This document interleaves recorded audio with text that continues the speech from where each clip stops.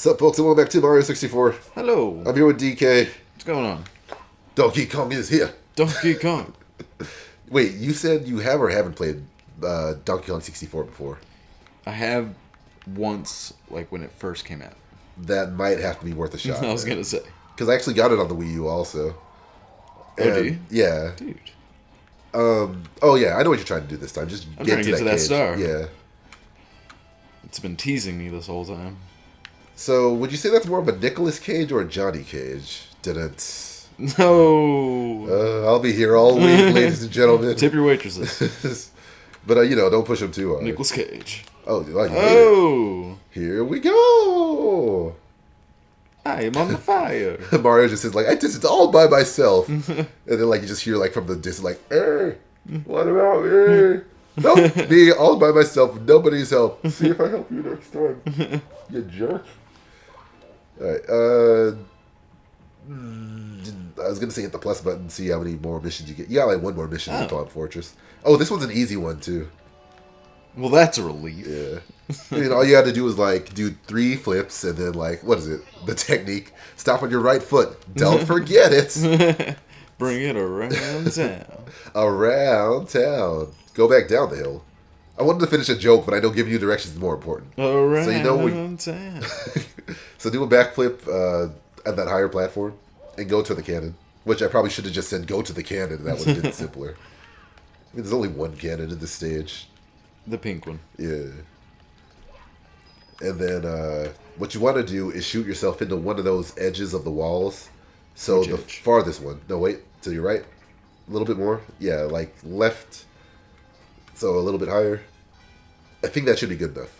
And you're going to have to take the hit, unfortunately. There you go. Because there was a star in there the whole time. What? I wouldn't recommend using the cannon this time, only because you have a high risk of missing. Can I get up here? Not that way, but you can take the, conventional route. Yeah. Or route, however you want to pronounce it. How do you pronounce it? I think I say route. Yeah, I kind of say that too. What do you say, caramel or caramel? I say caramel, definitely. Yeah, I think you gotta I say be caramel like, too. you gotta be a D-bag to say caramel. No, I'm kidding. Caramel. Everyone has their way to pronounce stuff. I feel like the way I pronounce things like definitely does vary from location to location and time to time. Jesus. Good job. No, this is. I mean, like, unless that was your intention, then like, good job. Oh yeah, Keep it up. I totally meant to do. Proud of you, buddy. But up. Whoop.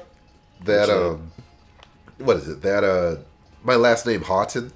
Houghton is, I think, a British kind of last name, but Houghton. Because I don't think I mentioned before that my family's from Jamaica, and Jamaica used to be under the rule of England. Oh, really? And you know how they like pronounce things in England, so like instead of saying Houghton, I say Houghton, like how they like cut the T's. It's getting hot in here. Yeah, pretty much. Which is funny because like I remember back in college, someone was like making jokes about what everyone's porn star name would be.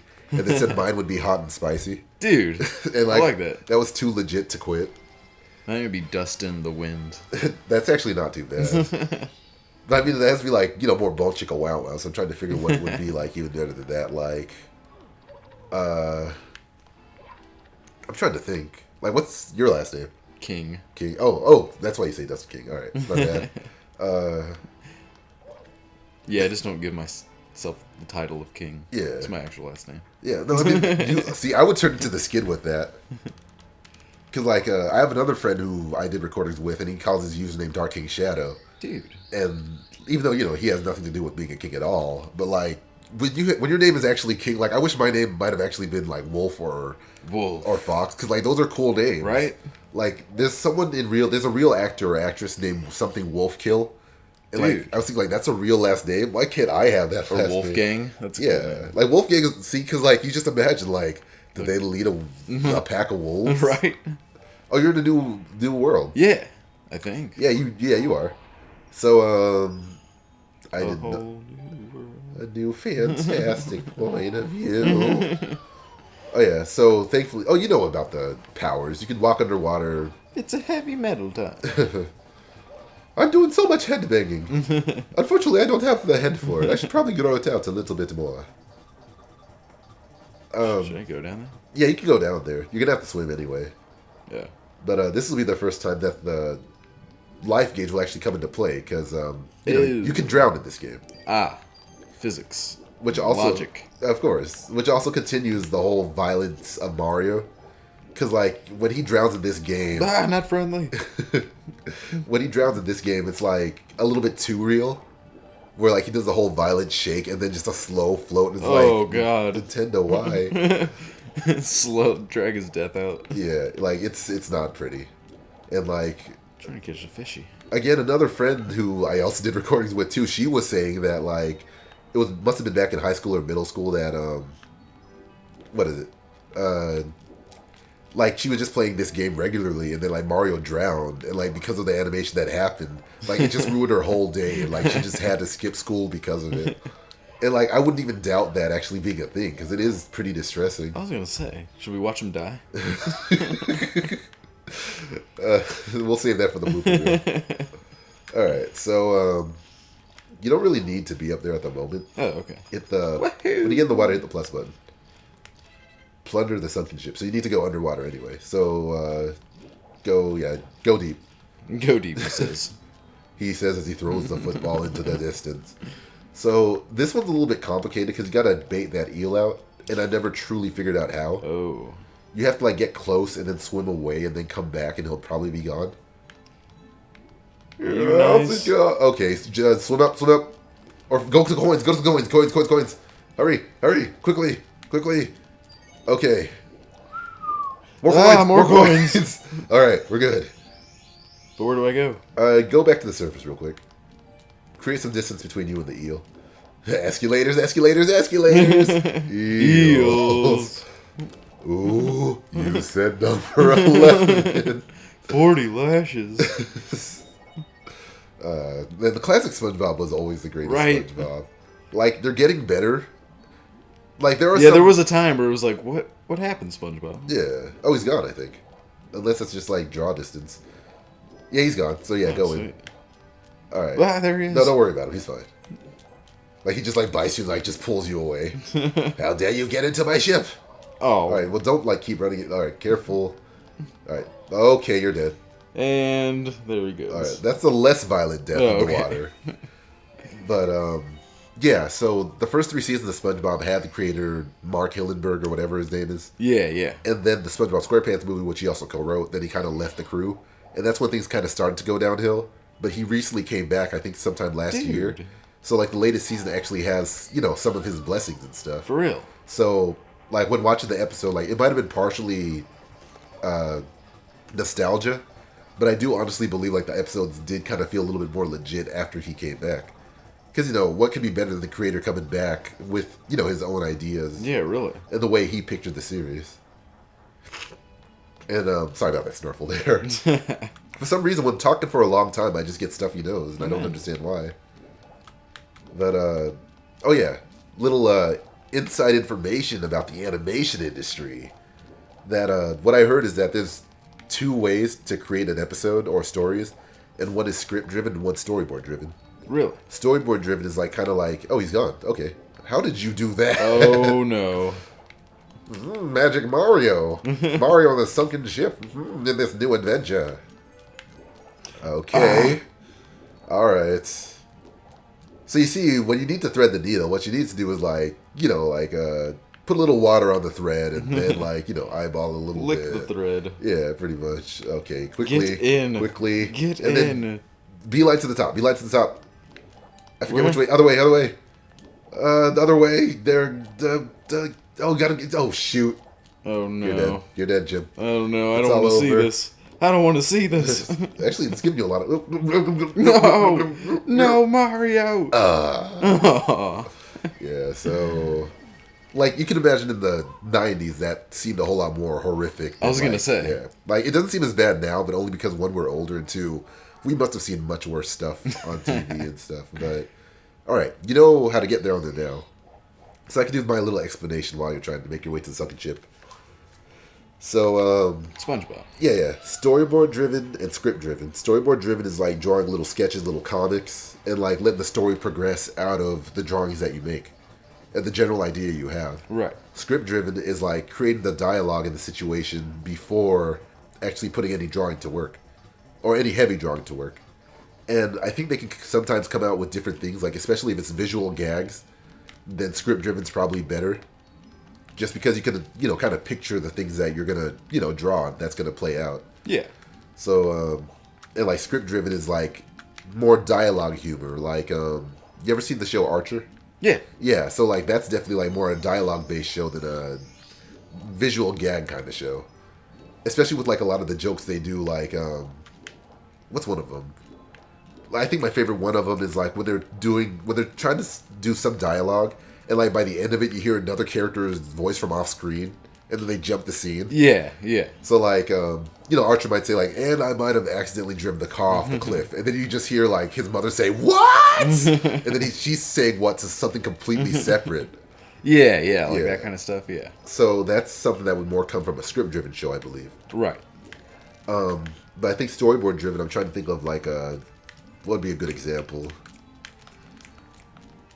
Dang, it's hard to really say. Where do I go? You want to go down that divot first, and then go up, because that's where I made my mistake. Because at least to get some air first. Oh yeah, there you go. And then what you're gonna want to do is go back down to the bottom of the ship, and then you're gonna have to unlock some treasure chests. The downside though is that the treasure chests are electrocuted. Oh. So if you get the wrong one, you'll get hurt. Well, how about that? So oh god. What do I do? Maybe the farthest one first. I don't even remember that farthest one to begin with. That was not the farthest one. Oh, but you still the one behind it. Yeah. Of course. I knew that. I was just testing you. All right, you got it. I think you have to hit the front side.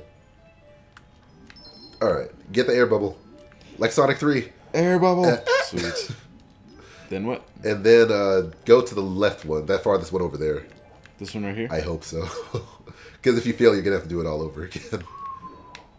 Okay, my bad. I failed. All right. So go back to the first one, and hopefully there's an air bubble in there so you don't have to rush to the top. Yeah, this is one of those situations of game design I'm not a fan of. Because, like, it's one thing to punish, but, like, when you have a high risk of dying in this level, it's like, okay. All right, I want to believe it's the one to your left. If I'm wrong, just don't listen to me anymore. Okay. You get to keep listening I'll to listen me to for you another for a day. little while longer. Also, it's the last mission of the episode, looking at that time there.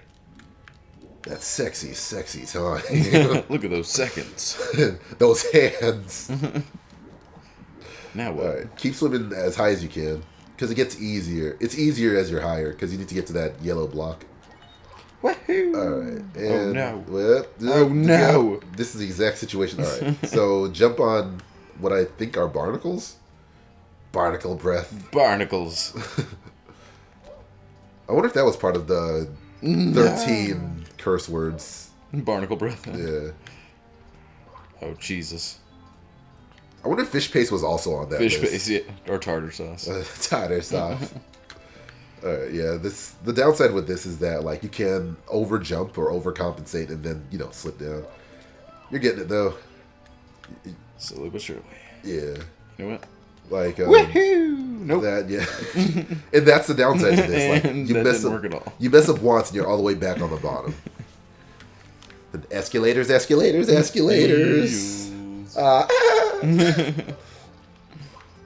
you got it.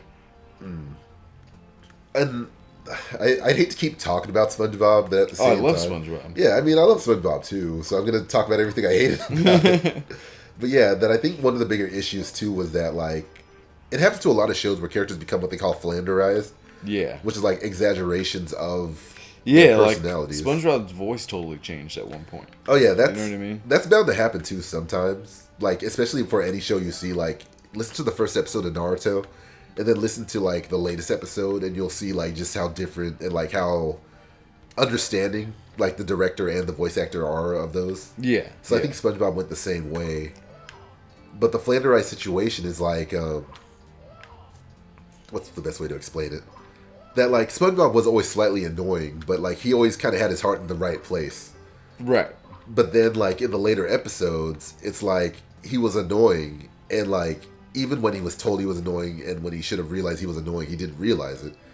And, like, it was all for the sake of comedy against Squidward, who even Squidward, like, took more hits than he probably should have. I was gonna say. Yeah, and, like, oh, God dang it, oh, God Jesus. dang it, God, Jesus. God. Okay. At least you got like that last platform. At least it I was wasn't gonna the say. absolute bottom. Not too bad. Yeah, look how rock bottom. Oh, that episode rock bottom of SpongeBob. You know what Grandpa SpongeBob always used to say? Never never chase buses, especially up a 90-degree angle. A kelp bar or whatever. Oh yeah. He kept reaching his hand in and out of like the bus. Yeah, like I think that more falls in line with storyboard driven comedy. Advanced Darkness. And Gloveland. Yeah. Glove flavor. Oh man, those older episodes were just like amazing. But oh yeah, back to the personalities though. Like even Patrick, who was always an idiot, but like again, he always had the best intentions. Like whether he wanted to seem smart or like he actually did have good advice or meaningful advice. Like even the Wumbo episode. Like I Wumbo. You Wumbo, he, she, me, Wumbo, Wumboing, Wumbology. It's first grade SpongeBob.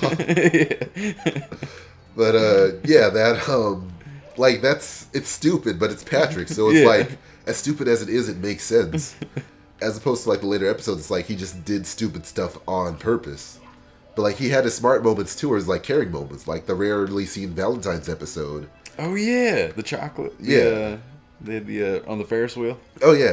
That, like when Patrick went on that rampage, like it wasn't that simply because he was an idiot, but because like he felt like he was betrayed by his best friend who remembered everyone else for Valentine's Day except himself. And are you ever gonna get up the top of this chip? Seriously. Look how close I am. Yeah, you're gonna get there. And even like Sandy to a certain extent, like she always was that southern squirrel. But like somehow along the line she became like a super scientist and then like the super genius of the group. And like she kind of lost some of the charm of, being like the nice character, but like, she's the know-it-all and like everything has to be science. Hey Patrick, what am I? Stupid? No, I'm Texas. What's the difference? It's that. Oh man, I keep going on like that little nostalgic side, but that was a legit moment. And I feel for the state of Texas because they must have not ever heard the end of that ever since that episode. Get a dog, little Long. The stars at night are dull and dim whenever they have to fly over dumb old stupid Texas. Oh man, but like again, like it was well intended. They insulted Texas to get Sandy to chase them, and the hilarity was Sandy becoming like a raging bull. Patrick. SpongeBob. Oh man. But I need to get back into the later seasons of SpongeBob because I feel like they've been more on point. Jesus. And no, this is Patrick. No.